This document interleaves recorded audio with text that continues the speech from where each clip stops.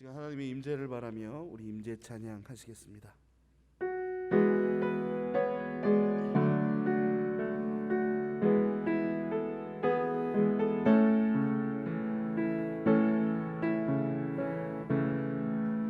하늘의 문을 여소서, 이곳을 주목하소서. 주를 향한 노래가 꺼지지 않으니, 하늘을 열고 보소서.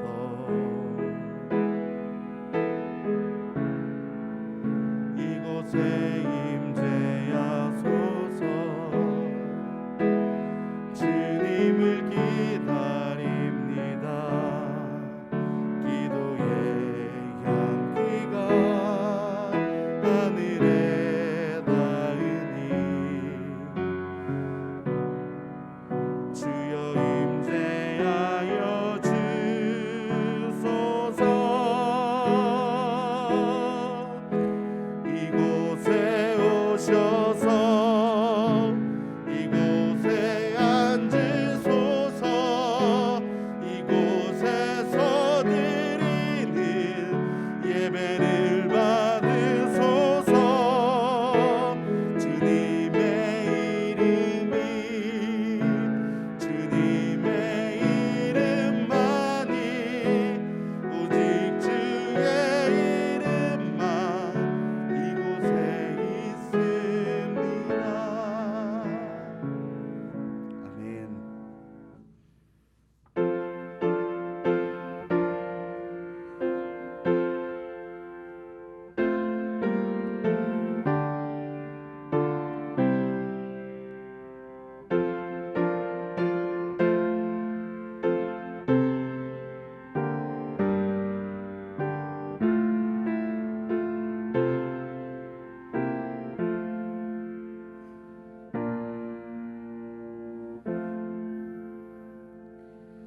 주의 궁정에서의 한날이 다른 곳에서의 첫날보다 나은즉, 악인의 장막에 사는 것보다 내 하나님의 성전 문지기로 있는 것이 좋사오니, 여호와 하나님은 해요 방패시라. 여호와께서 은혜와 영화를 주시며 정직하게 행하는 자에게 좋은 것을 아끼지 아니하실 것임이니이다. 만군의 여호와여, 주께 의지하는 자는 복이 있나이다. 아멘. 우리 이 시간에 자리에서 일어나신 후에 성시교독 125번 같이 교독하겠습니다. 성시교독 125번 사순절 2번입니다. 하나님이여, 사슴이 시냇물을 찾기에 갈급함같이 내 영혼이 하나님 곧 살아계시는 하나님을 갈망하나니,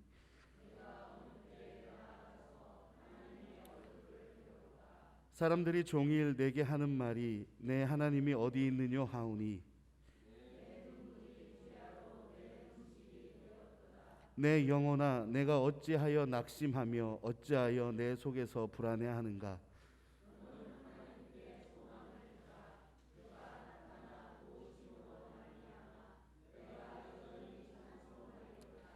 낮에는 여호와께서 그의 인자하심을 베푸시고,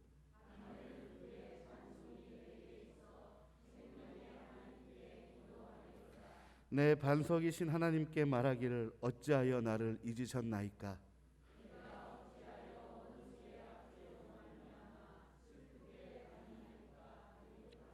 내 뼈를 찌르는 칼같이 내 대적이 나를 비방하여 늘 내게 말하길, 내 영혼아, 내가 어찌하여 낙심하며 어찌하여 내 속에서 불안해하는가.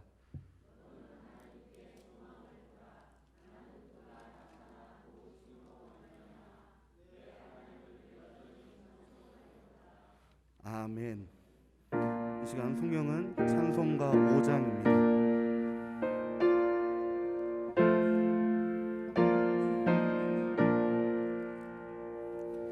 이 천지간 만물들아, 복 주신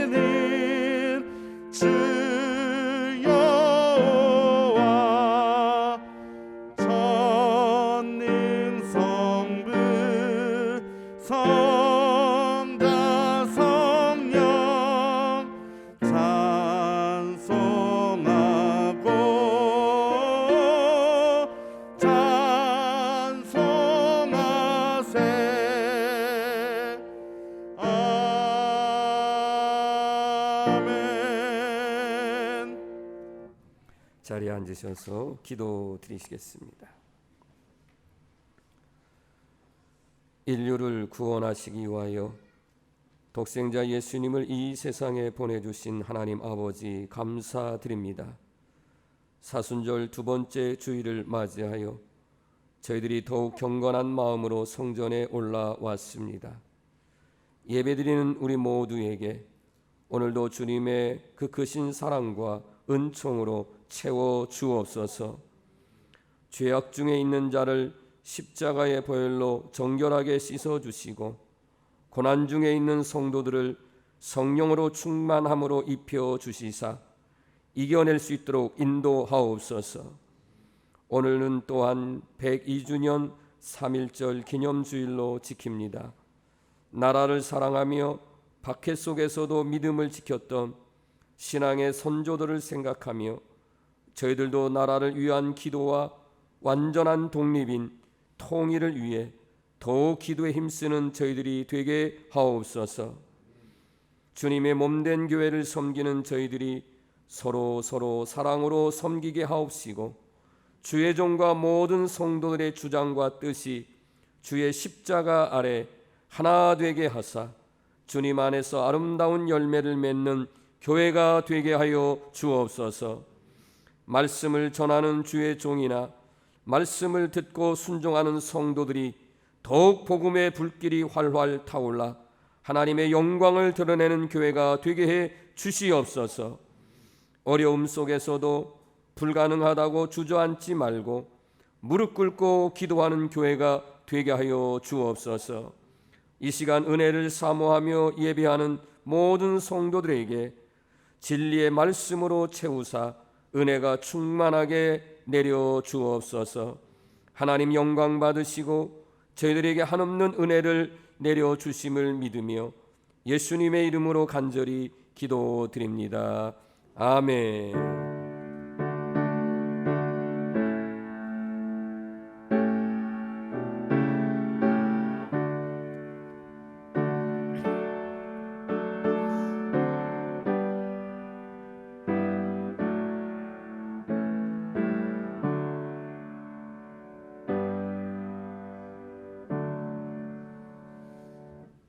우리 앞뒤 옆 사람 사랑합니다, 축복합니다 인사하시죠.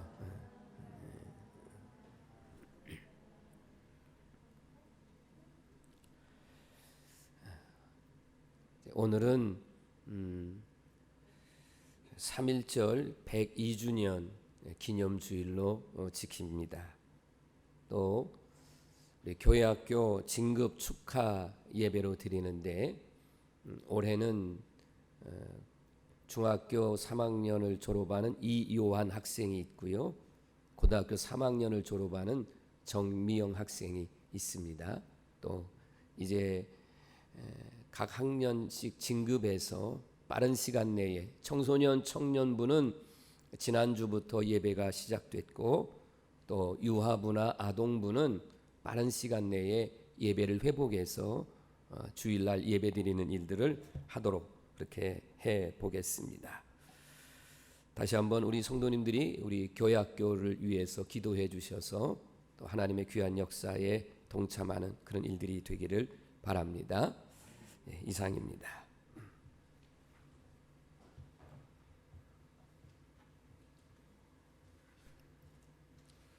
이 시간 찬송가 582장 찬양하시면서 하나님께 봉헌하겠습니다. 찬송가 582장입니다.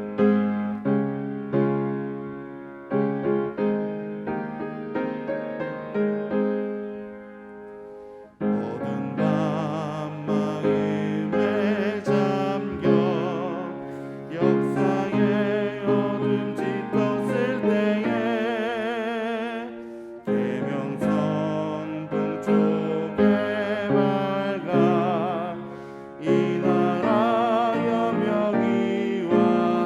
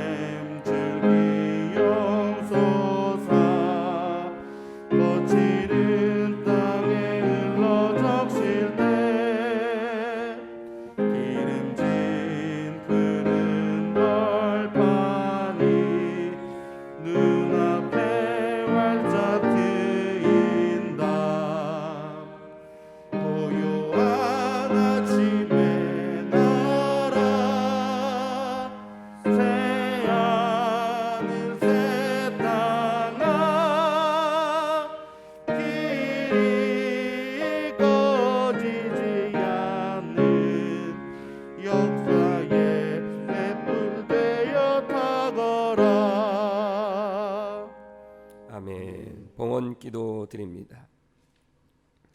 한없는 사랑으로 저희의 필요를 날마다 차고 넘치게 채워주시는 하나님 아버지 감사합니다.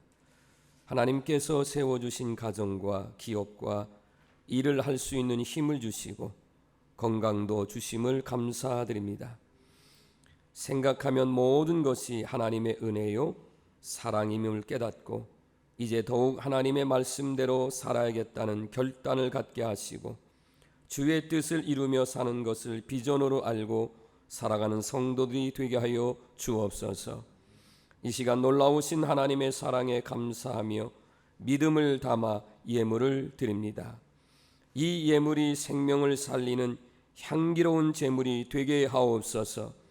선교사들과 어려운 교회를 위해 물질을 매월 마지막 주일에 보내고 있습니다. 하나님 앞에 간구하옵나니 저들을 지켜 주옵시고 더 많은 영혼들을 살릴 수 있도록 역사하여 주옵소서. 주일원금 11조 감사 예물, 선교 1,000번제, 건축 차량 헌금 등을 드립니다. 교회를 청소하며 봉사하는 성도들, 차량 운전, 방송으로 반주로 봉사하는 성도들, 교회학교 교사로 봉사하며 새벽 낮 저녁에 기도로 성전 불을 밝히는 성도들이 있습니다. 이 모든 헌신하는 성도들에게 젖과 꿀이 흐르는 가나안 땅으로 인도하여 주시옵시고 형통한 복으로 함께 하옵소서. 드린 손길마다 복의 복을 더하시어 좋은 일들이 많아지게 하옵시고 이웃과 나누려는 저들의 사랑이 아름다운 결실을 맺어 주는 자에게는 행복이 되고 받는 자에게는 큰 위로가 되게 하여 주옵소서. 오늘도 예배드리며 헌신하는 모든 성도들과 가정과 생업에 복을 내려 주실 줄로 믿으며 예수님의 이름으로 축복하며 기도드립니다. 아멘.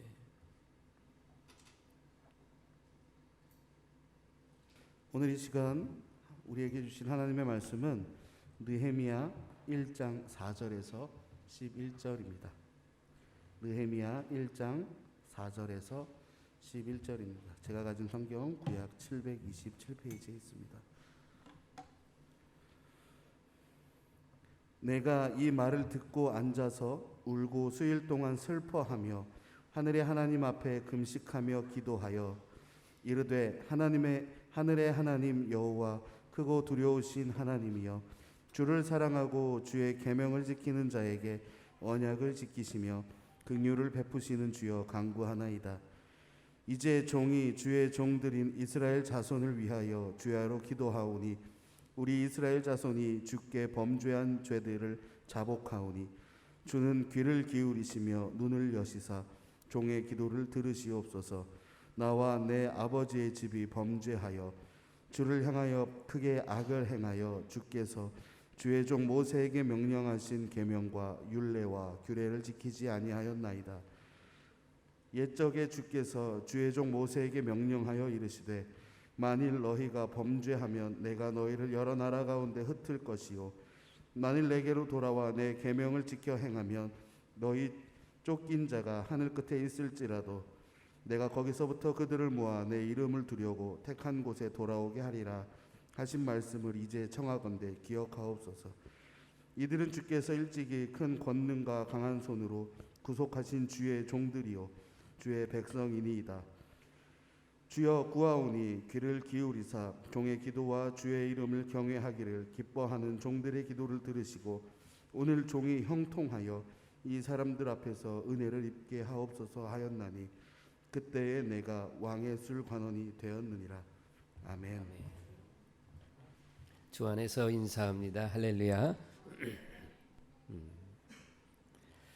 오늘도 예배드리는 우리 사랑하는 모든 성도님들과 또 가정 위에 하나님의 크신 은총과 평강의 복이 임하기를 주님의 이름으로 축복합니다. 지금은 교회력으로 사순절을 보내고 있는 가운데에 특별히 오늘은 우리나라의 역사적인 3.1절 독립만세 운동이 일어난 지 102주년이 되는 그런 날입니다. 특별히 3.1절하고는 저희 교회하고는 너무 깊은 연관이 있기 때문에 오늘 이 부분에 관한 말씀을 조금 드리려고 합니다. 일제 치하에서 강제로 한일 병합 조약이 맺어진 지, 그래서 한일 합방이 된 지 9년째가 되는 1919년 3월 1일 날 민족대표 33인을 위주로 해서 서울 파고다 공원에서 시작한 이 독립만세 운동이 전국적으로 퍼져나가게 됩니다. 이 강원도 지역에서는 처음으로 천도교를 믿는 사람들이 이제 독립만세 운동을 시작하려고 주도를 했었어요. 그런데 그만 발각이 되고 체포가 돼서 그래서 실패로 끝났습니다. 이에 멈추지 않고 바로 저희 교회, 그때 당시에 저희 교회의 이름은 지명을 따서 철원읍교회였습니다. 철원읍교회에 바로 담임 목사인 박연서 목사님과 지금은 이제 무너져서 없어져서 읍내로 나간 철원 성결교회가 있었습니다. 거기에 곽진근 여자 전도사님, 이렇게 목회자와 그리고 성도들, 주민들이 힘을 합해서 태극기를 다 만들고, 그리고 지금으로 말하면 저 철원역 쪽을 향해서 이제 독립만세 이 소리를 외치면서 시작한 것이 1919년 3월 10일입니다. 이거는 역사학자들이 이렇게 저희 철원읍교회가 독립만세 운동의 강원도에서는 첫 번째 지역임을 발표하셨어요. 그 이후에 철원 애국단을 조직하고 철원 애국단의 단장은 이봉화 선생입니다. 이분이 단장으로 있고 박연서 목사님은 홍보부장을 하면서 이 철원 애국단을 조직하는 데 힘을 모았고, 그리고 저희 교회 성도들이 독립자금, 그런 자금들을 보내면서 항일 운동에 앞장을 섰습니다. 이 일로 인해서 목사님은 1년여 이상을 감옥에서 옥고를 치르는 어려움이 있었습니다. 잠시 독립운동의 역사를 조금 여러분에게 말씀을 드리면, 이때에 지금으로 말하면 성인 인구의 거의 5분의 1에 해당되는 200여만 명의 사람들이 독립운동에 참여를 했고요. 곳곳에서 이제 독립만세 운동을 할 때에 한 210개가 넘는 도시에서 1,500번 이상의 집회가 일어났고, 이로 인해서 7,500명 이상이 목숨을 잃었고 16,000명 이상이 부상을 당했고요. 교회 수십 군데가 불에 타거나 무너지는 그런 어려움, 아픔을 겪었습니다. 민족대표 33인 중에 16명이 기독교인입니다. 그리고 그 중에 우리가 속해 있는 감리교인은 9명에 해당되는, 정말 기독교인이 대다수가 사실 이 3.1절 독립만세 운동에 앞장을 섰습니다. 그 중에 가장 끔찍한, 정말 고난을 당한, 어려움을 당한 곳이 지금 경기도 화성에 있는 제암리 교회 학살 사건입니다. 1919년 4월 15일 날 일본의 육군 중위인 아리다라고 하는 중위가 이끄는 일본 군대가 제암리 주민 30여 명을 교회에다가 다 몰아넣습니다. 그리고 교회의 문을 잠궈버립니다. 창문까지 열지 못하도록 다 못 박았습니다. 그리고 그 안에다가 집중 총으로 사격을 하는 겁니다. 한 아기 엄마가 아이는 살리기 위해서 창문에다가 아이를 이렇게 내놓고 아이만큼은 좀 살려달라고 그렇게 애원하며 소리쳤지만 일본군은 이 아이마저 잔혹하게 찔러 죽였습니다. 그리고 이 모든 증거를 없애기 위해서 예배당에다가 아예 불을 질러 버렸습니다. 그래서 그 예배당 안에 있었던 30명 중에 2명은 그래도 살았습니다. 그래서 그들이 이런 증언을 했습니다. 그리고 이 일본 군대는 옆에 마을인 채암리라고 하는 마을에 가서 31집을 불태우고 39명을 학살했습니다. 제가 설교를 준비하면서 자료를 찾아보았는데 사진 2장을 여러분에게 보여드리겠습니다. 사진 지금 여러분이 보시고 있는 이 첫 번째의 이 사진이 바로 제암리교회입니다. 제암리교회가 이렇게 일본군에 의해서 무참하게 총격과 함께 불에 탄 그런 흔적이 남아있는 그때의 사진. 이거는 그때 당시에 스코필드라고 하는 선교사님이 이 소식을 듣고 가가지고 이런 상황들을 다 사진 찍고 그리고 이제 미 선교부에다가 보고를 해서 나온 겁니다.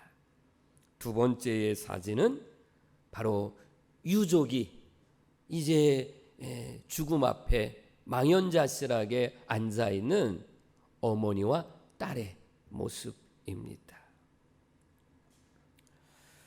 정말 일제의 야만적인 행위에 정말 소름이 끼친다.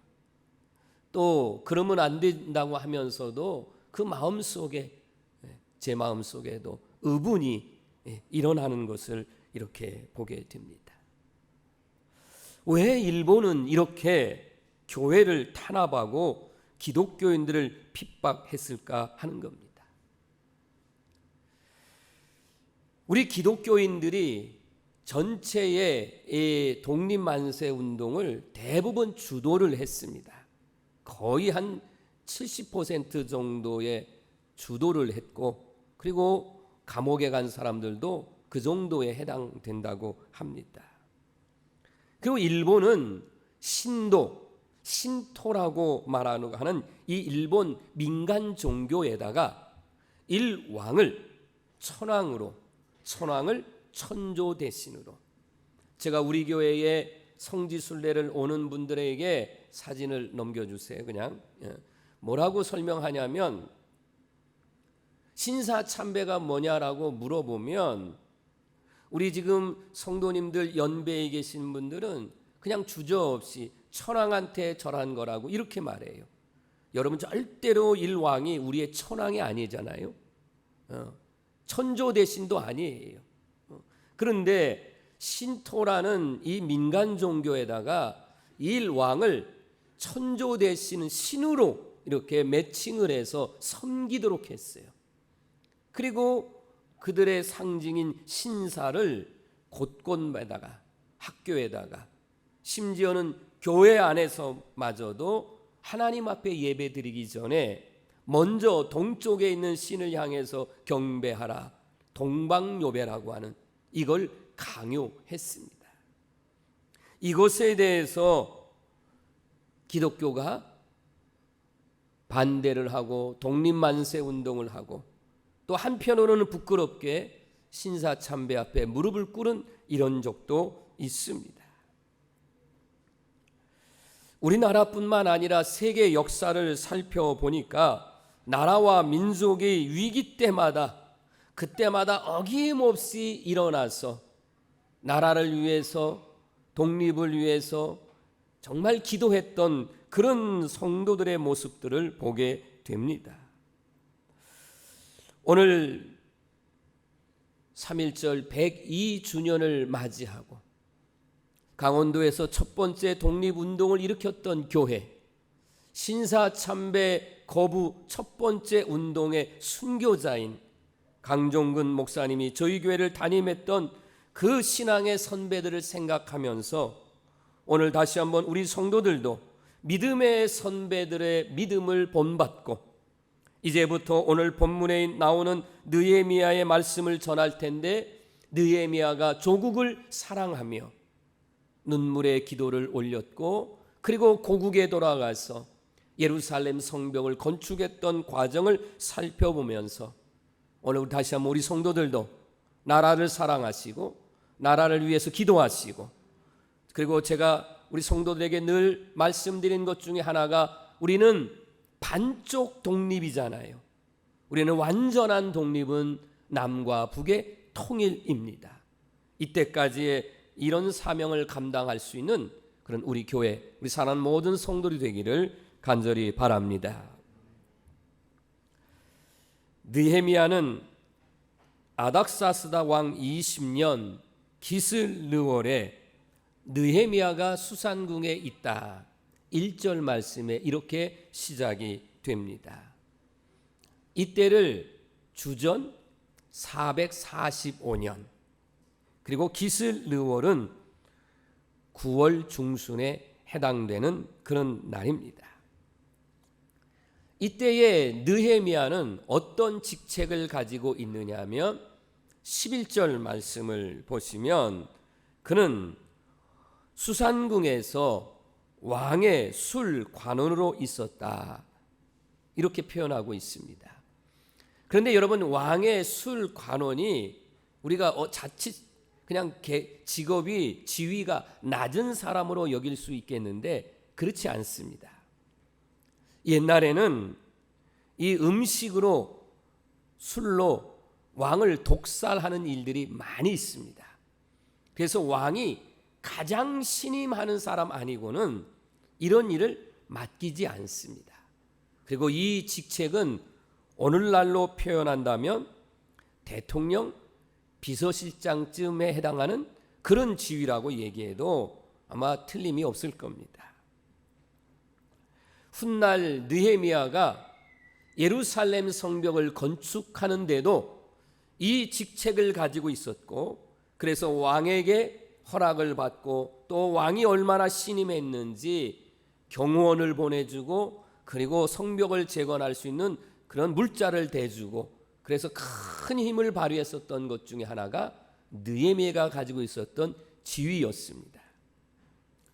저는 오늘 이 말씀을 여러분 앞에 전하면서 이렇게 여러분을 축복하려고 합니다. 작은 힘들이 모아져서 큰 힘이 되잖아요. 그것도 참 중요합니다. 그런데 같은 헌신과 힘과 배경이 있을 때에 우리가 지금보다 더 큰 힘이 있으면 더 큰 일을 할 수 있다, 이렇게 생각이 되어져서, 그래서 우리 성도들을 이렇게 축복하려고 하는 겁니다. 지금보다 더 영향력이 있는 사람이 되기를 축복합니다. 잘 되시길 바랍니다. 기업도 더 잘 되시고 여러분의 모든 일이 잘 돼서, 그래서 철원제일감리교회를 다니는 그런 우리 성도들의 삶이, 질이 정말 지금보다 더 높아지고 많아져서 그것을 통해서도 영향력을 끼치면 좋은 거니까 그렇게 되기를 축복합니다. 목적이 있으면 성공적인 삶을 살 수 있어요. 내 삶에 목적이 없다 하면 인생은 허무해질 수밖에 없습니다. 저도 이제 언젠가는 기한은 있으니까 이제 이 목회를 내려놓을 때가 언젠가는 있겠죠. 근데 은퇴하신 분들의 그런 목사님뿐만 아니라 공직이나 직장에서 은퇴하신 분들한테 이렇게 요즘 어떻습니까? 라고 물어보니까 너무 심심해요. 할 일이 없어서. 이런 대답이 이게 마음에 와 닿더라고요. 분명하게 일할 수 있을 때는 일에 보람도 있고 의미도 있고 목적도 있는데 일하지 않는다고 하는 것 때문에 너무 심심하다, 할 일이 없다, 재미가 없다, 이제는 허무하다, 이런 얘기들이 나온다는 거죠. 우리 지금 이쪽 줄에 많이 계시는 우리 연로하신 우리 성도님들에게 제가 예전에도 그런 말씀 드린 적이 있어요. 80이 넘으시고 90이 넘으시고 이제 이렇게 육체의 나이는 들어서 이런 연로한 모습들이 있는데 왜 사십니까? 무엇 때문에 사십니까? 혹시라도 누가 여러분을 향해서 왜 사냐고 이렇게 물어보면 여러분 뭐라고 대답하시겠는가? 아침에 눈 뜨니까 살아있다. 아니면은 해서는 안 될 생각과 말이죠. 죽지 못해 산다. 이런 말을 해서는 절대로 안 된다는 말씀을 드린 적이 있습니다. 혹시라도 누군가가 여러분을 향해서 왜 사십니까? 무엇 때문에 사십니까? 삶의 목적이 무엇입니까? 우리 젊은 사람들한테는 삶의 비전이 뭡니까? 라고 물어본다면 당당하게 말하셔야 돼요. 나는 그리스도인입니다. 나는 철원제일감리교회 성도입니다.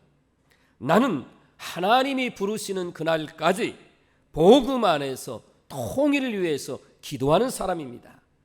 나는 한 영혼이 구원받기 위해서, 그래서 그 영혼들을 위해서 기도하는 사람입니다. 세계 선교를 위해서, 나라와 민족을 위해서 기도하는 사람입니다. 당당하게 말하십시오. 자신 있게 말하십시오. 나는 삶의 목적이 바로 이겁니다. 그렇게 말해야 된다 하는 것이죠. 오늘 본문 말씀으로 다시 돌아가서 말씀을 드리면 느헤미야가 수산궁에 있을 때에 하나니라고 하는 느헤미야의 친동생입니다.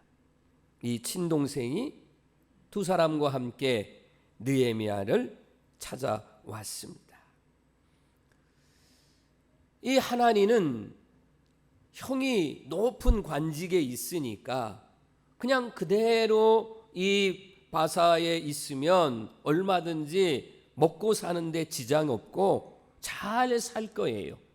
그런데 고국으로 돌아가도 된다라고 하는 그런 귀한 명령에 나는 그래도 고향에 돌아가야 되겠지 하고 돌아갔던 사람입니다. 그래서 유대의 나라에 가보고 그리고 예루살렘에 가보니까 세상에 자기가 생각했던 예루살렘이 아닌 거예요. 이미 예루살렘은 황폐해졌습니다.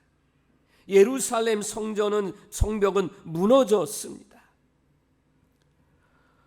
이것을 보니까 견딜 수가 없는 거예요. 그래서 고국으로 돌아갔던 이 하나니가 형에게 도움을 요청하기 위해서 다시 이곳으로 오게 된 것입니다. 형의 입장에서 보면 어때요? 깜짝 놀란 거 아니겠어요? 아니 고국으로 갔던 그 동생이 세상에 이 먼 거리를 다시 왔다는 거는 너무너무 궁금하고 그리고 조국의 형편이 궁금해서 물어본 것입니다. 어떠냐고 물어봤습니다. 여기서 하나 우리 성도님들에게 말씀드리고 싶은 것은 정말 제가 여러분과 제가 좋은 믿음을 가졌다 이렇게 만약에 표현한다면 여러분 나라와 민족과 교회와 이웃을 생각하는 사람, 이런 사람이 정말 좋은 믿음을 가진 사람이다 라고 하는 것입니다. 요즘 나 혼자 산다 뭐 이런 프로그램도 있고 나 혼자만 잘 살면 되지 않느냐 이런 풍조들이 있습니다. 저는 분명하게 말씀드릴 수 있는 게 있어요.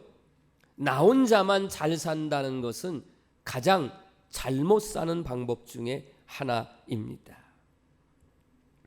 남을 생각하고 여러분 남이 남도 잘 살고 그래야 어때요? 나도 잘 사는 거잖아요.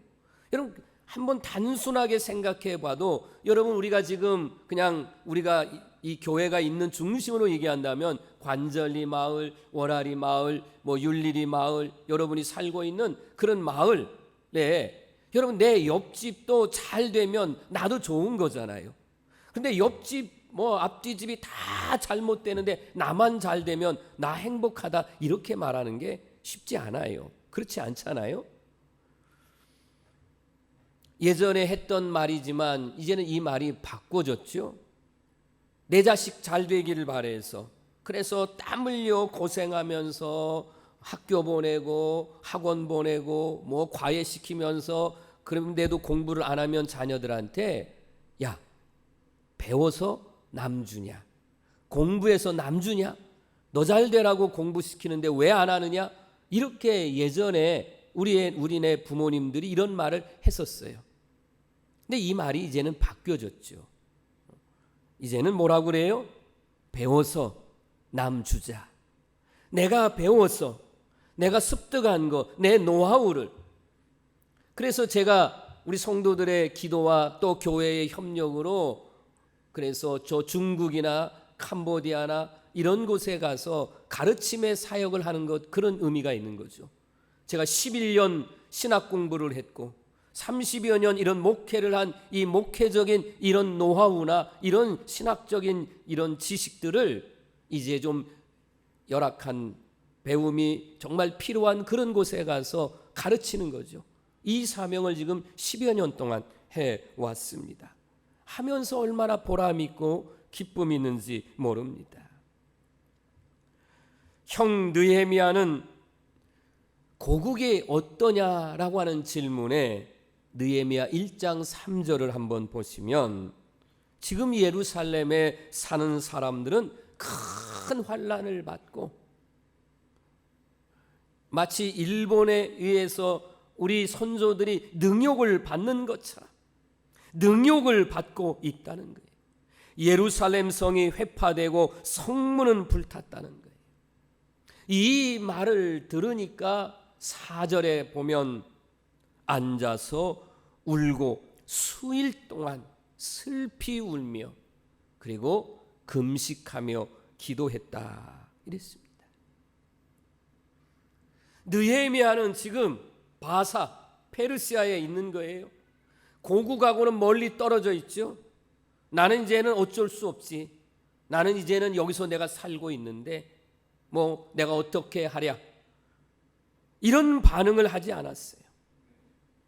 나는 비록 이곳에서 높은 지위에 있어서 나는 떵떵거리며 흔히 말하는 잘 먹고 잘 살 수 있는 위치에 있지만 내 조국의 어려움을 듣는 순간 이 느헤미야는 눈에서 눈물이 떨어졌다 하는 것이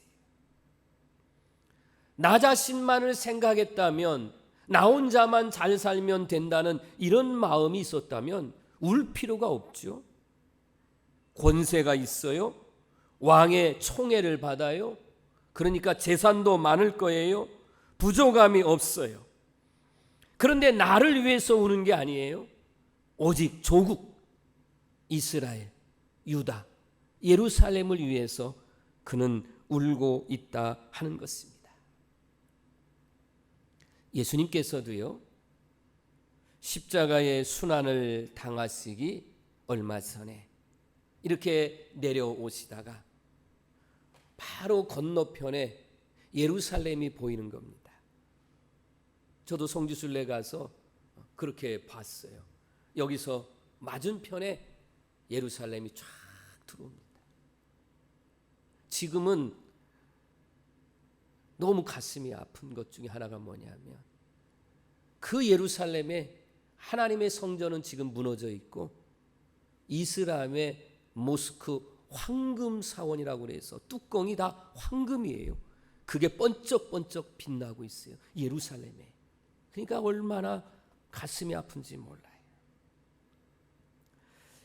예수님이 예루살렘을 맞은편에서 내려다볼 때 이제 얼마 안 있으면 저 예루살렘이 무너질 텐데 저들이 저걸 알지 못하고 아직도 죄악 속에 살고 있는 것을 보시면서 예수님이 우셨어요.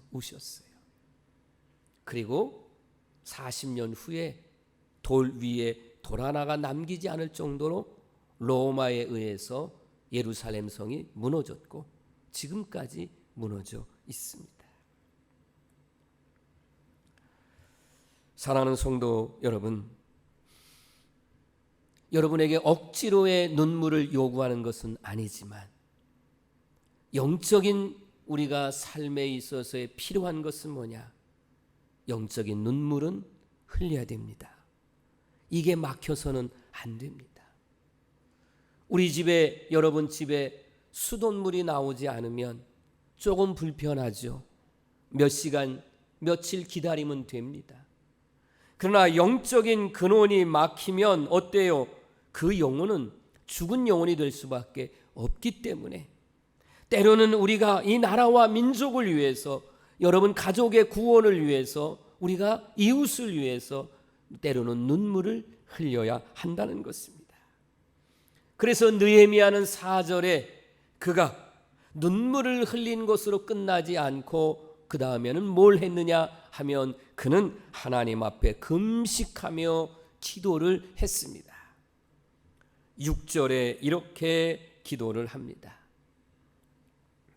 이제 종이 주의 종들인 이스라엘 자손을 위하여 주야로 기도하오며 우리 이스라엘 자손이 주께 범죄한 죄들을 자복하오니 주는 귀를 기울이시며 눈을 여시사 종의 기도를 들으시옵소서.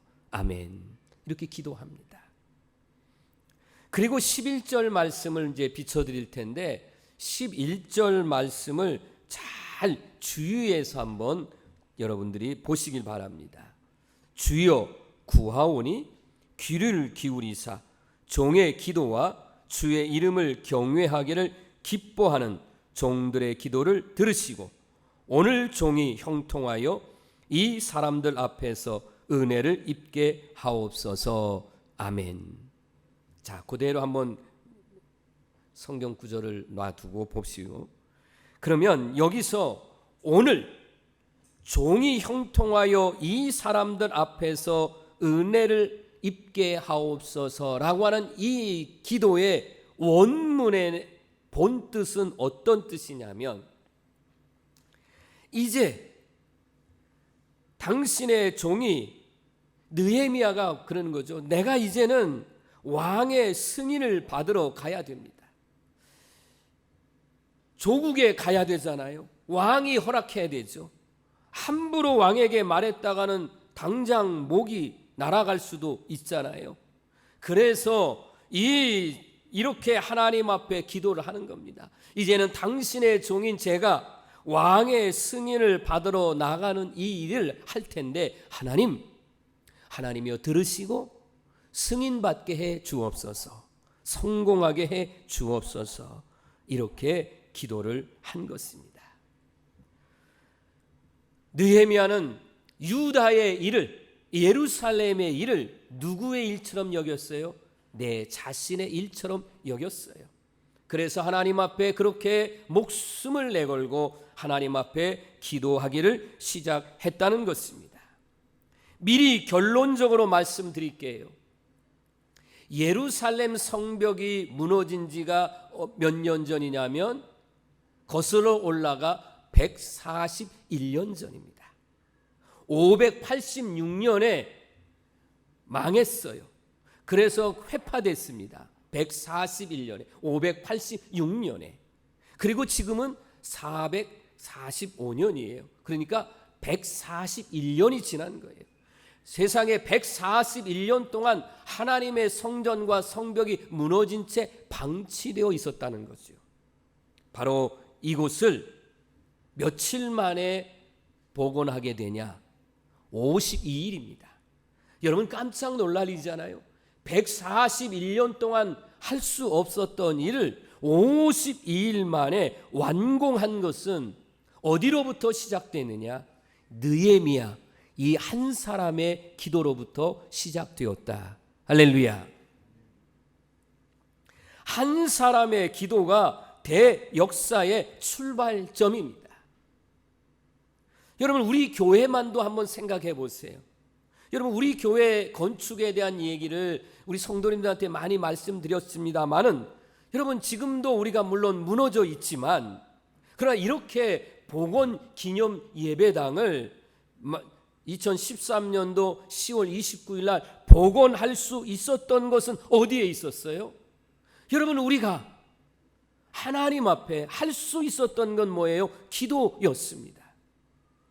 이 땅은 감리회 기본 재산으로 묶여져 있기 때문에 어느 누구 한 사람 손끝 하나 댈 수 없는 땅, 더군다나 우리 월학교회의 입장에서는 25억이 들어가는 이 금액을 감당할 수도 없고, 이거는 돈 문제가 먼저 아니에요. 여기는 안 되는 거예요. 한마디로 말하면 안 된다고. 심지어 뭐라고 말했다고 해요?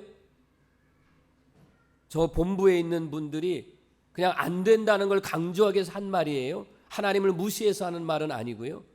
하나님이 와도 안 돼요. 이렇게 말했던 곳이 바로 이 교회 건축이었어요. 그런데 우리가 할 수 있었던 건 뭐예요? 기도였어요. 그래서 월학교회에서 이 무너진 터에 우리 성도들이 오셔서 기도를 했고, 하나님은 감리회 본부를 움직였고, 많은 교회와 성도들의 헌신과 봉사로 이렇게 기념 예배당을 건축할 수 있었다 하는 것입니다. 여러분에게 말씀드립니다. 우리 문제가 생기면 사람을 먼저 찾아가지 말라는 거죠. 지인을 찾아가고 힘과 빽이 있는 사람을 찾아가 보자, 그러지 말자는 거예요. 그래도 안 되니까 그래도 한번 하나님 앞에 마지막으로 기도해 보자. 여러분, 이거 아니에요. 이렇게 하시면 안 됩니다.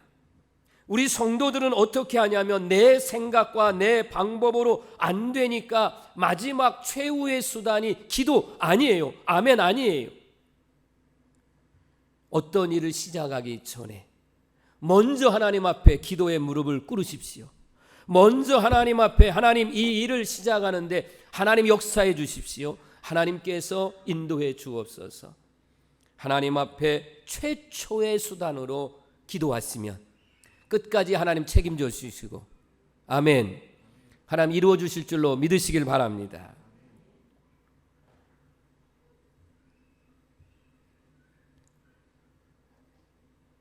지금까지 우리나라의 정치를 보더라도 정권이 바뀔 때마다 똑같이 외쳤던 것이 뭐냐면 개혁이었습니다.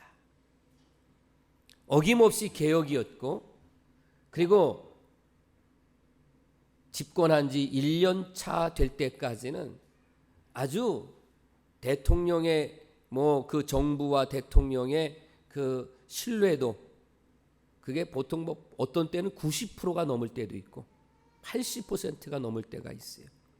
그러다가 정권이 끝날 때쯤 된 때는 지난번 정권은 6%, 어떤 때는 8%, 완전히 땅에 떨어져요.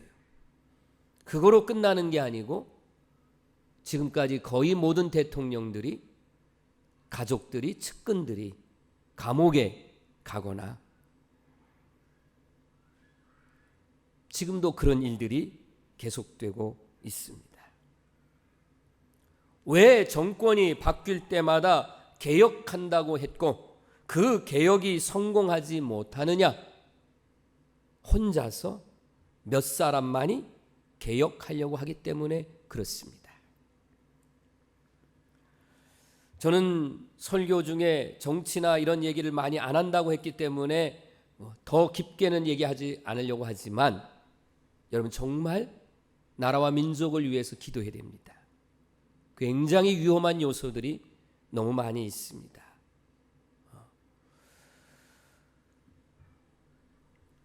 저 같은 경우는 집 한 채, 땅 한 평도 없지만, 그러나 지금 토지 공개념 이런 것들로 가는 건 다 사회주의 개념으로 가는 거예요. 다른 데서는 자유민주주의를 기본적인 바탕으로 한 것이기 때문에 이것이 맞는 거지만 우리는 지금 그게 아닌 상태에서 그래서 이게 사회주의, 더 심한 말 할 수 있지만 제가 더 하지는 않겠습니다. 정말 조심해야 될 것 너무너무 많이 있습니다. 왜? 국민이 공감해야 하고 국민과 함께해야 성공할 수 있는데 국민이 공감하지 못하고 절대 다수의 어떤 것으로 인해서 그냥 이끌고 가니까 그런 어려움이 있는 거예요. 영적인 개혁도 마찬가지입니다. 여러분, 담임 목사 혼자서 여러분 영적인 개혁을 못합니다. 할 수 없어요.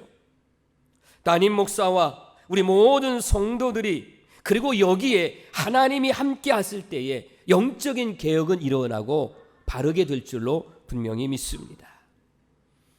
우리가 살다 보면 부조리가 눈에 보입니다. 의분이 생길 때가 있습니다. 정말 이럴 때에 우리에게 더 필요한 것이 뭐냐? 물론 우리가 비판도 필요할 때가 있지만 정말 더 중요한 것은 뭐냐면 기도를 많이 하자는 거예요. 저도 지금 우리 성도들한테 그런 역사적인 자료나 현재의 자료를 얼마든지 여러분 앞에 내놓고, 왜냐하면 지금 이 설교가 방송으로 이제 나갈 거거든요. 그럼 분명한 자료를 제시하고 해야 될 거 아니에요. 그런데 저는 비판을 먼저 하기보다는 기도를 많이 하자는 거예요. 이게 중요하다는 것이에요. 그래서 비판의 입술보다 기도의 입술로 바꾸시면, 기도하면 하나님이 역사하실 줄로 믿습니다.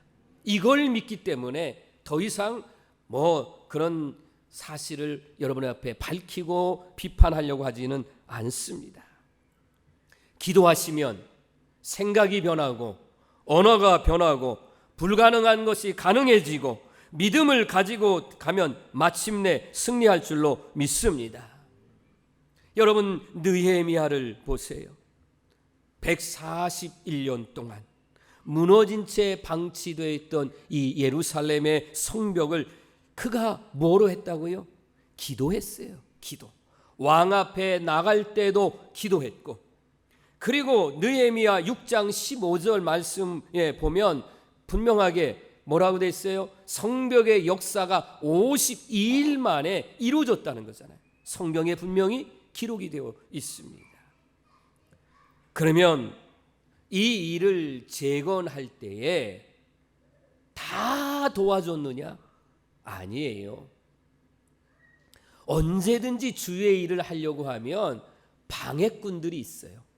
심지어는 성벽을 건축할 때에 적들이 공격해 온다는 소식을 들으니까 한 손에는 칼을 찼어요. 한쪽에는 칼을 차고 한쪽에는 벽돌을 들고 이렇게 해야 되는 거예요. 그러면 하나님의 성벽이 건축될 때 다 조아라 하고, 그리고 동족들이 다 동원해서 이렇게 도와줬느냐? 아니에요.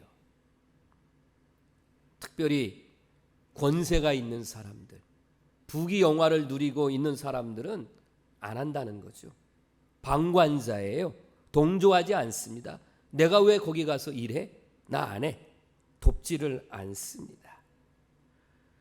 여러분, 얼마나 힘들어요. 한쪽에서는 적들이 공격해 온다. 동족들 가운데서는 그냥 수수 방관자 이렇게 하고 뭐라고 그러냐면, 야, 여우가 올라와서도 밟으면 성벽이 무너질 것이다. 이런 말 한마디라도 해도 이렇게 아주 마음 상한 말을 하니, 이런 얘기를 들으니 실망할 수밖에 없는 상황 속에서의 느헤미야는 하나님 앞에 엎드려 기도합니다. 기도하니까 하나님 힘 주시고, 기도하니까 52일 만에 하나님의 성벽을 건축할 수 있었다는 겁니다. 할렐루야. 이제 오늘 말씀을 마무리하려고 합니다. 여러분, 가만히 계시라. 그냥 여러분 힘드니까 그냥 가만히 계세요. 그러면 여러분 녹습니다. 녹슬어요. 이끼가 낍니다. 먼지가 껴요. 더러움이 껴요. 그래서 얼마 못 가서 망가집니다. 여러분, 우리가 열심히 내 나이가 많든 뭐 적든 간에 그래도 열심히 주의 일 하다 보면 좀 표현상 이해하시고 받아들이실 것은, 그것이 그냥 이끼가 껴서 못 쓰는 것보다 달아서 못 쓰게 되면 그건 정금처럼 빛이 납니다. 이끼가 끼고 더러운 것을 끼는 것보다 어때요? 닳고 달아서 보니까 거기가 어때요? 빛나는 거죠. 순금과 같이.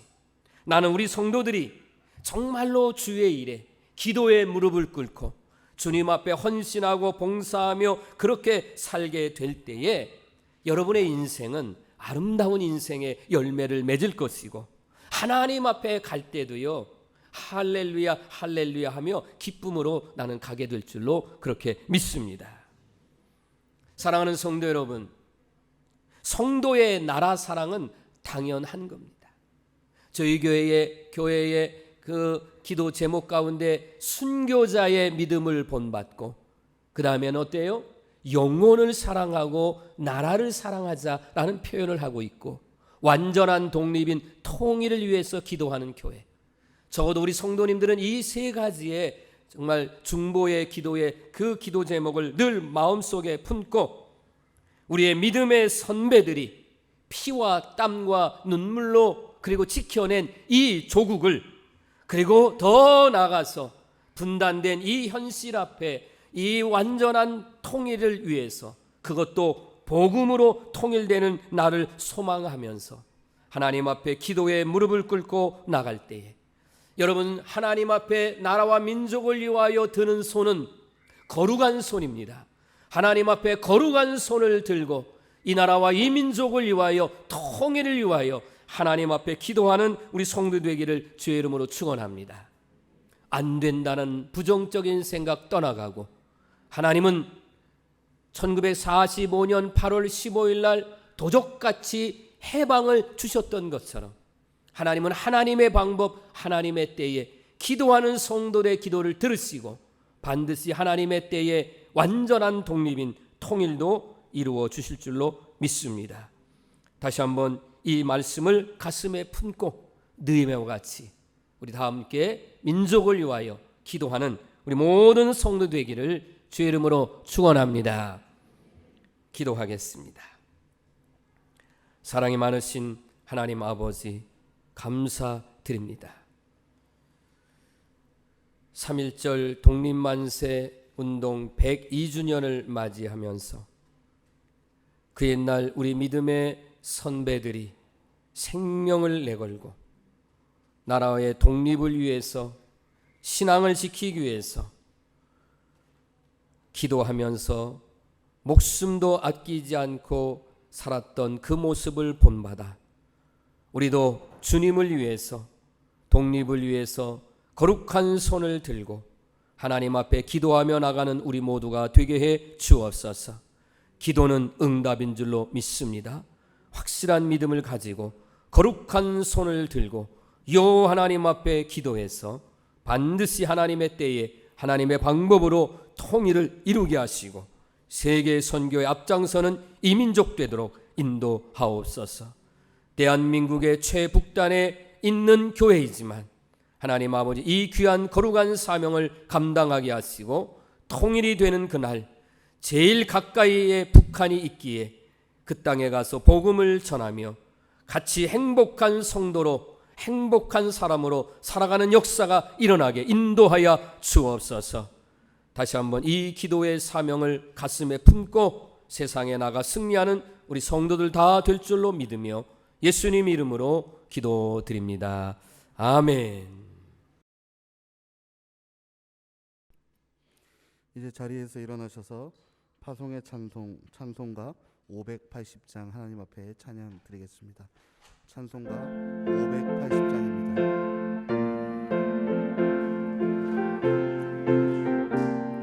힘차게 합시다.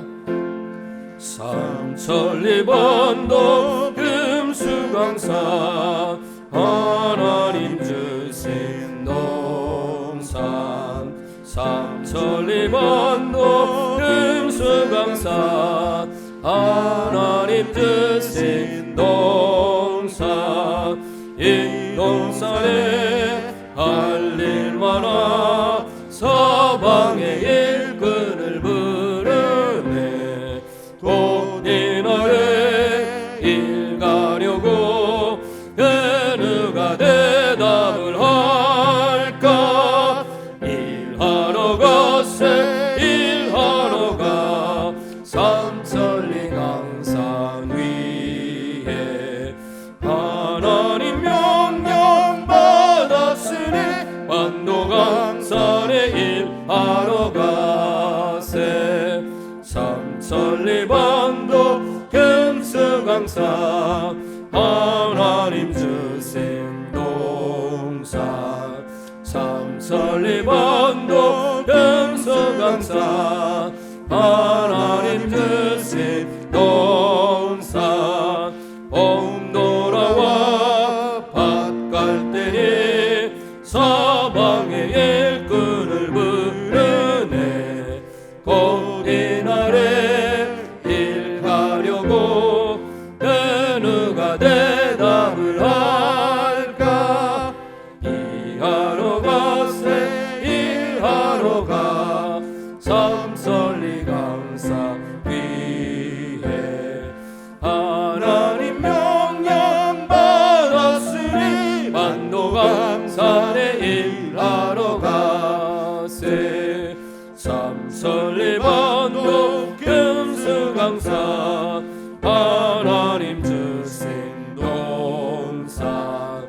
삼천리 반도 금수강산 하나님 주신 동산. 곡식이고 거둘 때니 사방의 일꾼을 부르네. 곧 이날에 일 가려고 그 누가 대답을 할까. 일하러 가세 일하러 가 삼천리 강산 위에. 하나님 명령 받았으니 반도강산에 일하러 가세. 아멘.